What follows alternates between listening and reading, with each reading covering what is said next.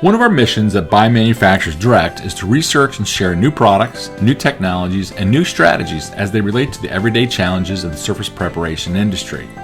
Last week, one of our subscribers reached out and asked us to explore and examine the current methods and materials used in industrial line striping. Line striping is a popular surface treatment used to mark walkways, indicate designated traffic aisles, and create safety borders within the confines of factories, warehouses, and other industrial facilities. The application is fairly straightforward as most stripes are installed in the same manner as floor paint.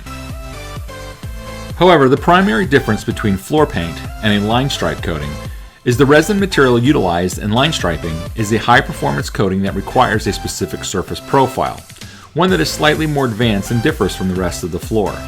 This video highlights the 4 phases required in the line striping installation process that almost always guarantees strong adhesion, durability, and longevity. Those 4 phases are surface preparation, taping, coating, and tape removal.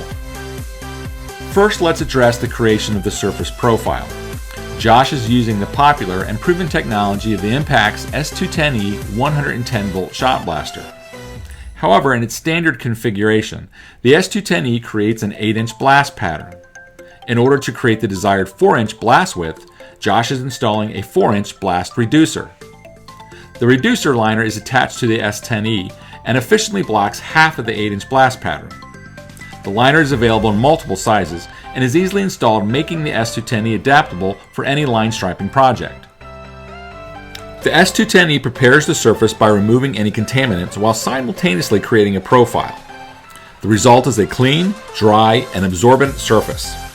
In addition, and as seen in this video, proper shot blasting can remove a previous polished surface, and the byproduct of that mechanical preparation can be seen as the blaster glides across the surface. Once blasting is complete, a magnet is used to collect and remove any remaining residual loose shot. After cleaning the designated area, tape is applied to the surface to establish solid, impenetrable borders that prevent bleeding or seepage of the applied resin. Tape choice is important because a tight seal is critical to establish a bond between the tape and the concrete.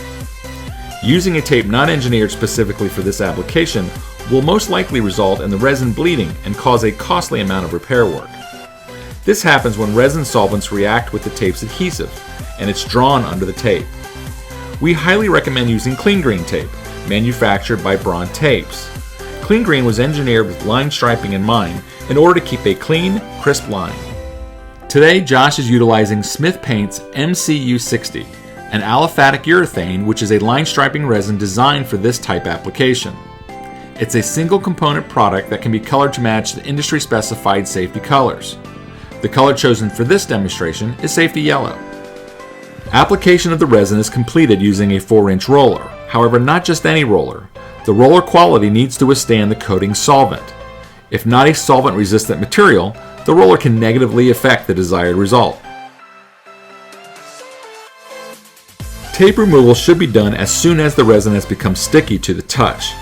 The removal is done at this point because tape removal will be much more difficult once the coating has hardened. Cure times and return to service will vary based upon formulas. This product will require 12 hours for light traffic and 24 hours for full traffic. Thank you for watching, and we hope you enjoyed this segment of the BMD Learning Series. Again, we invite you to subscribe to the BMD YouTube channel, and don't forget to click that bell icon to be notified when we post a new video.